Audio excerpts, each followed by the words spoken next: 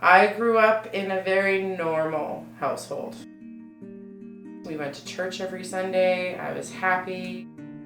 I'd go out in the morning, and when the lights came on the streets, you knew it was time to come home and go to bed.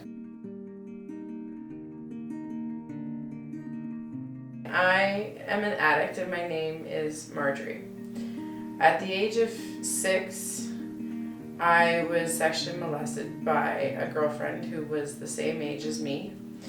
She wanted to play doctor, but her version was me hiding in a closet with my pants down. And I remember when my mom caught us, and she was so mad. I had never seen my mom like that, and I felt like I had done something bad.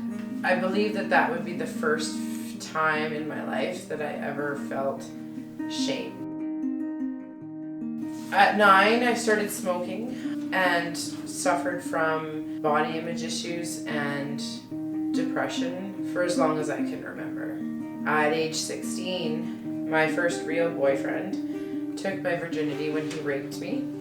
When he was done, I remember him saying, "It's your fault for walking around in skirts, that I wasn't the prettiest girl and that I should be thankful, and that it was expected to have sex when you were dating somebody."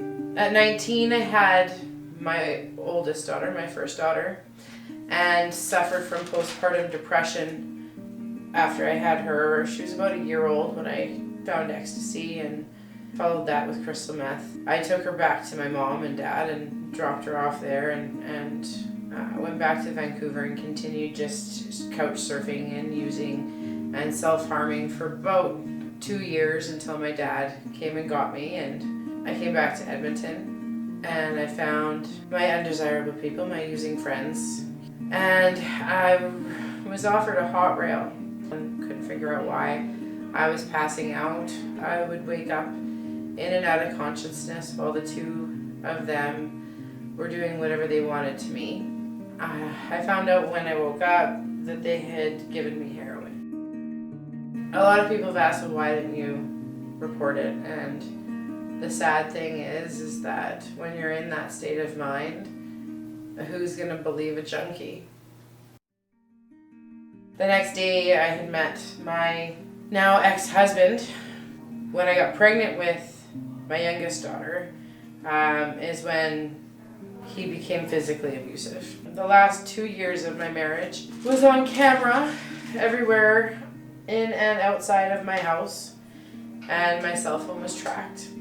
I didn't go back to my marriage, and about a month and a half later, I found the wrong people, and I relapsed.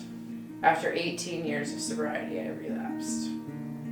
I attempted suicide for the first time on October 17th of 2020, and that's when things spiraled out of control. I attempted suicide 2 more times until I finally found rising above. I'm learning to forgive others and myself, which I didn't think was possible.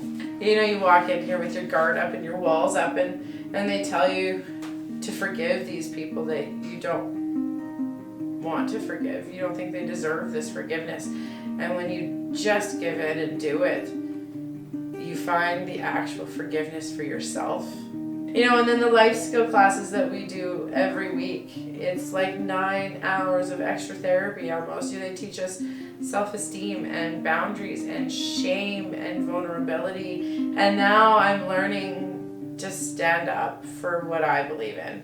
Today, I know that I am fearfully and wonderfully made. My name is Margery. I'm a gift of God, and I'm an addict. This has just been a chapter within my story.